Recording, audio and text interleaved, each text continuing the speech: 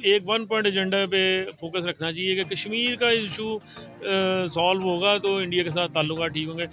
बातें जितनी मर्जी कर लें और जस्टर जितने मर्जी दे दें, ठीक है, पॉजिटिव जस्टर होने चाहिए, लेकिन there is a main critical issue जो फ्लैश पॉइंट है वो कश्मीर है। जब तक वो सॉल्व नहीं होगा हमारा मसला नहीं हल होगा। अगर भाई समझ के रहें तो रह सकते हैं। अगर एक दूसरे को ये समझे कि मैं पाकिस्तानी हूँ, वो कहें हम इंडिया के हैं, फिर तो नहीं रह सकते। आगे दिया और उसके बाद उन पे रूल भी किया। 700-800 साल कम नहीं होते। अब वो जो उनके अंदर एक खला है ना कि हमने हज़ारों साल मार खाई है, और उस मार के बाद अगर वो फिर भी इस तरह की बेवकूफ़ी करेंगे तो उनसे बड़ी गंदी नेशन को नहीं है।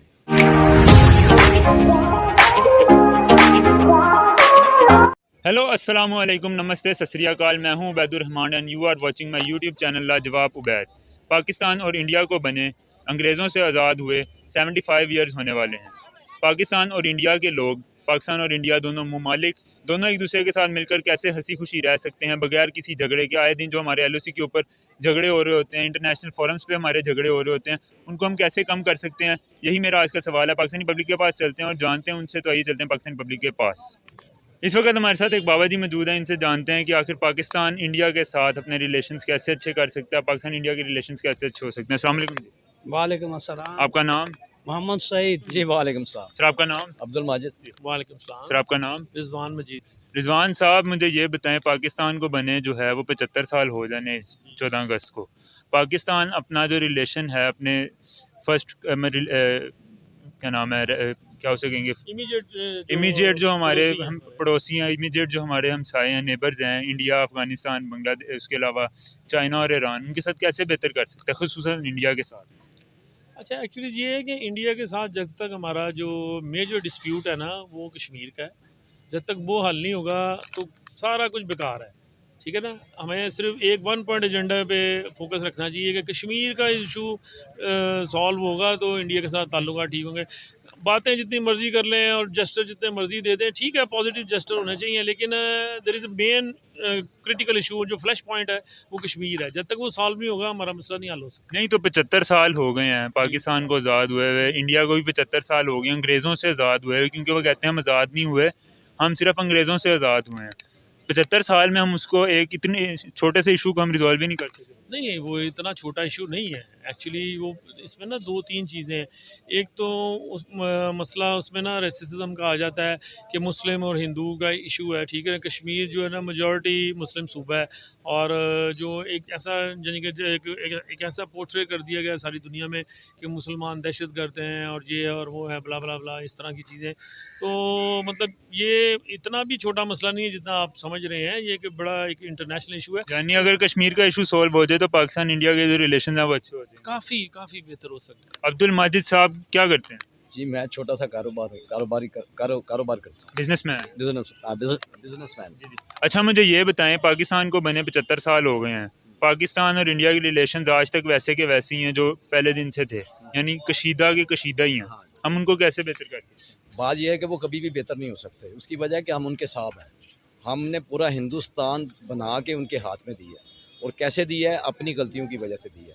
किसी ने भी ये बात किसी ने भी ये बात जो है वो मानने को तैयार ही नहीं है कि भाई एक देखे ना कि एक नेशन होती है वो बिखरी हुई थी, राजा महाराजाओं के चक्कर में बिखरी हुई थी। उनकी कोई एक एका नहीं था और एक सिस्टम नहीं था। मुसलमान आए, उन्होंने जनाब एक सिस्टम दिया हिंदुस्तान को, हिंदुस्तान सचमुच में बना के दिया, और उसके बाद उन पे रूल भी किया। 700-800 साल कम नहीं होते। अब वो जो उनके अंदर एक खला है ना कि हमने हज़ारों साल मार खाई है, और उस मार के बाद अगर वो फिर भी इस तरह की बेवकूफ़ी करेंगे तो उनसे बड़ी गंदी नेशन को नहीं है। काफ़ी बेहतर हो सकता है। कश्मीर के इशू के अंदर आपको ये नहीं लगता कि हमारी जो गवर्नमेंट्स आती हैं, जो हमारी रिजीम चेंज होती है, उससे भी कोई इफेक्ट आता है? एक्चुअली अफेक्ट आता है, क्योंकि जो गवर्नमेंट होती है, यहाँ हमारी जो पॉलिटिकल गवर्नमेंट है ना, उसमें जो है ना वो शख्सियत परस्ती है, और वो जो एक पर्सन होता है जो उसका जो भी वो जमात होती है, XYZ जो भी होती है, उसका जो मतलब बड़ा लीडर होता है, या जो वो एक्चुअली वो उसकी सोच ना डोमिनेट होती है जमात पे। पूरी अपनी पार्टी के ऊपर। यस, क्योंकि वहाँ हर कोई उसकी मद्दासराई कर रहा होता है, वो कहता है बैठ जाओ तो सारे बैठ जाते हैं, वो कहते हैं क्योंकि वो कॉन्फ्लिक्ट बर्दाश्त नहीं करता। ज़रा सा किसी पार्टी में कॉन्फ्लिक्ट होता है, वो अपने नाम से अलग से एक अलग नई पार्टी बना लेता है। तो हमारी जो पॉलिसी में ना कंसिस्टेंसी नहीं है, मतलब कोई मतलब हुकूमती लेवल पे कोई पॉलिसी नहीं होती। जब रिजीम चेंज होता है तो पॉलिसी चेंज हो जाती है। 75वीं यौम आज़ादी के ऊपर अगर आप इंडियंस को कोई पैगाम देना चाहें कि हम कैसे मिलजुल कर हंसी खुशी रह सकते हैं तो क्या कहना चाहेंगे? देखिए, हंसी खुशी तो वो अपने रही जा रहे हैं, हम अपनी रही जा रहे हैं। नहीं, मसला पाकिस्तान तो इंडिया मिलजुल के मिलजुल के कभी भी नहीं रह सकते। ये देखें, अब आपके पड़ोस में 2 घर होते हैं, हर घर की एक अपनी पॉलिसी होती है, उनके अपने बीवी बच्चे होते हैं, फैमिली होती है, उनके अपना लाइफस्टाइल होता है, उनका अपना लाइफस्टाइल होता है। लेकिन ये है कि पड़ोसियों के साथ जो ताल्लुकात होते हैं वो अच्छे तरीके से रह जाते हैं। अब ये तो नहीं हो सकता कि एक 2 अलग-अलग मुल्क हैं, 2 अलग-अलग घर हैं और वो एक साथ रहें, छत से ऊपर अपनी छत पे ला लें और इकट्ठे उनके बच्चे सो रहे हैं और जाग रहे हैं, ऐसे कभी भी नहीं हो सकता। ठीक है, लेकिन ये है कि वो एक दूसरे के अच्छे पड़ोसी बन सकते हैं, वो अच्छे पड़ोसी तो बन वो के कैसे बन के रह सकते हैं, यही तो सवाल बस अपने काम से काम रखें, दूसरों के काम में फंसा। लेकिन मैंने आपको पहले अर्ज़ किया कि जब तक कश्मीर का मसला हल नहीं होगा ना, वो कभी भी नहीं रह सकता। वो एक फ्लश पॉइंट है, वो ज़रा सी उसमें कोई दबी हुई चिंगारी फिर भड़क उठती है तो वो एकदम से आग लग जाती है। ये मसला है। Kashmir is the only yes, the core issue is Kashmir. जैसा अनटिल वो जब तक सॉल्व नहीं होगा, ये बाकी सब बातें ही हैं। मोहम्मद सईद साहब, मुझे ये बताएं पाकिस्तान इंडिया के ताल्लुकात कैसे बेहतर हो सकते हैं? दोनों इधर इस मुल्क की और उस मुल्क की अवाम मिलजुल कर हंसी खुशी बगैर किसी लड़ाई के कैसे रह सकती है? अगर भाई समझ के रहें तो रह सकते हैं। अगर एक दूसरे को ये समझे कि मैं पाकिस्तानी हूँ, वो कहें हम इंडिया के हैं, तो फिर तो नहीं रह सकते। हमें 75 साल होने वाले हैं, 3-4 दिन के बाद आज़ादी के दिन आ रहे हैं। हमने क्या एक दूसरे के साथ अभी तक हमने मतलब अचीव किया? हम तो लड़ी जा रहे हैं, 3-4 से 5 जंगें हो चुकी हुई हैं। उसके अलावा आए रोज़ हमारे LOC के ऊपर जो है वो मतलब एक दूसरे के साथ कशीदगी वाले माहौल रहते हैं। कैसे बेहतर हो सकते हैं? हमारे हुक्मरान होने नहीं देते बेहतर, इंडिया के भी और पाकिस्तान के भी। दोनों को नहीं होने देते। क्या उनके इसके अंदर कोई ख़ास इंटरेस्ट है उनका? उनका ड्रेस ये लोग एक जैसे हो जाएंगे तो वजीरों को किधर से मिलेगा रोज़ पानी। तो अब आप क्या समझते हैं कि अगर हम उनके साथ मिलजुल के रहना चाहें हंसी खुशी बगैर किसी लड़ाई के तो कैसे रह सकते हैं? अगर इंसान समझे तो रह सकते हैं। यानी हम अपने जहन में ये ना डालें कि हम मुसलमान, वो हिंदू या वो क्रिश्चियन।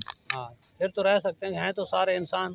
तो आप एज अ पाकिस्तानी शहरी उनको कोई पैगाम देना चाहेंगे?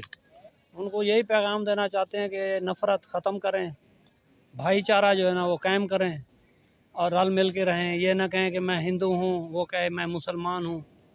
मुसलमानों वाला काम करे फिर तो मुसलमान है। काम हमारे हिंदुओं से भी निबत्तर हो तो हम सिर्फ दावा करें मुसलमानी का, तो फिर तो नहीं होता ना। बस अल्लाह ताला सबको हिदायत फरमाए। यही चलें, शुक्रिया, मेहरबानी। नहीं तो अगर पाकिस्तान और इंडिया हम इन 2 मुल्कों में रहें और हम अपने रिलेशंस अच्छे करना चाहें कि हमारा हमसाया मुल्क है इंडिया, हम आपस में हंसी खुशी रह सकें, हमारे फॉरेन रिलेशंस उनके साथ अच्छे हों, तो वो किस तरह? वो आपने चाइना को ले लिया हुआ है उसकी जगह पर। जब हम चाइना से दोस्ती कर चुके हैं कैमरे में जब हम चाइना से दोस्ती कर चुके हैं तो फिर हमें दूसरे दोस्त की ज़रूरत कोई नहीं रह जाती। हमें इंडिया की ज़रूरत ज़रूरत तो है ज़बरदस्त। आपको एक बात बताऊं, हमारी सबसे बड़ी जो बाउंड्री है ना इस टाइम पे, जो हमारी क्या नाम है जोग्राफिकल बाउंड्री है, वो सबसे ज़्यादा इंडिया के साथ लगती है। हमारा सिंध उधर लगता है, हमारा पंजाब सारा इंडिया के साथ लगता है। चाइना के साथ तो हमारा छोटा सा एक एरिया लगता है, 500 किलोमीटर। बिल्कुल लगता है आपकी बात। मैं जो बात आपको कन्वे करना चाहता हूँ आप समझने की बात करें, क्योंकि हम उनके हैं साहब, वो थे हमारे मुलाजम। तो जब ख़ानदान मुलाजम जब उन्होंने अपने आप को बिल्ड कर ली है सब कुछ करके, तो वो हमारे से दोस्ती कभी भी नहीं करेंगे। आप जितना मर्जी उनसे दोस्ती का हाथ बढ़ाएं, ये गारंटी वाली बात है। और उसमें ये है कि उन्होंने बड़ी मार खाई हुई है। इस खित्ते को सब लूटने आते थे, मुसलमानों ने भी आके उनको मारा, कुछ मुसलमान हो गए, कुछ हिंदू रह गए। तो उस वजह से ये काफ़ी इसमें पेचीदगी हैं, जो पेचीदगियाँ ख़त्म नहीं हो सकती। ये बात है। मतलब हमारे रिलेशंस अच्छे नहीं, हमारे रिलेशन कभी भी अच्छे नहीं हो सकते, कभी भी नहीं हो सकते। उसकी वजह है कि हम उनके साथ हैं। हमने उनको सब कुछ बना के सवार के हर चीज़ उनके हाथ में पकड़ाई है और उन्होंने भी बड़ी मार खाई हुई है इसमें। किस से नहीं मार खाई उन्होंने। और अब वो इस लेवल पे हैं कि उन्होंने एक हिंदू ने एटम बम बना ली है, लेकिन हमने भी जनाब मरते खरते उनसे आज़ादी लेके फिर भी हमने भी एटम बम बना ली है। और आज़ादी हमने उनसे लिया तो हम उनके साथ कैसे हो गए? हाँ, हमने उन पे 800 साल हुकूमत की है। हमने तो वो हमने थोड़ी किया, वो तो क्या नाम है दूसरी मतलब कंट्री से बंदा आया, कोई उसने आके इन्वेड किया, मुग़ल आए, मुग़लों ने आके इन्वेड किया और उन्होंने वहाँ पे जो है अपनी हुकूमत वही वो बीइंग ए मुसलमान एक टाइटल के हिसाब से मैं बात कर रहा हूँ, बीइंग ए मुसलमान एक टाइटल से हिसाब से बात कर रहा हूँ। उससे पहले वो क्या थे, मुग़लों से पहले क्या थे, कौन सी उनकी एक राजधानी थी जो हमने राजधानी बना के दी। ये बहुत गुत्थियाँ हैं, वो गुत्थियाँ ख़त्म नहीं हो सकती। और बेसिक हम जो है ना चाइना से दोस्ती कर चुके हैं, हमें लाख हमसाया चेंज नहीं होता, हमें पता है, लेकिन ये है कि इसके लिए हमें बहुत ज़्यादा नीचे लेट डाउन होना पड़ेगा। आप अगर उतना ज़्यादा लेट होना चाहते हैं तो फिर आप हो जाएं, तो फिर आपसे दोस्ती हो सकती है। कल को आप हिंदू, आपका साहब होगा, आप मुंशी होंगे, आप एक खोती बांस होंगे। ये तो अल्लाह ताला का आसान है कि बाबा कायदे आज़म की बड़ी मेहरबानी है कि उन्होंने जिस तरह भी, जैसे भी, तैसे भी, उनका कोई भी एम था, उस चक्कर में मुसलमानों को एक छोटा सा खिता मिल गया। व्यूअर्स कैसी लगी आपको आज की वीडियो? उम्मीद है आप लोगों को वीडियो अच्छी लगी होगी। वीडियो अच्छी लगी है तो इसको लाइक कर दें, चैनल को सब्सक्राइब कर दें और हाँ, मुझे इंस्टाग्राम पे आगे फॉलो करना मत भूलिएगा। तो अगर किसी ने मुझे कोई बात करनी है, कोई मेरे साथ डिस्कशन करनी है, तो मुझे इंस्टाग्राम पे आगे वहाँ पे मेरे साथ कनेक्ट कर सकता है। मिलते हैं आपसे नेक्स्ट वीडियो में, तब तक के लिए अल्लाह हाफिज़। शहर में गाँव में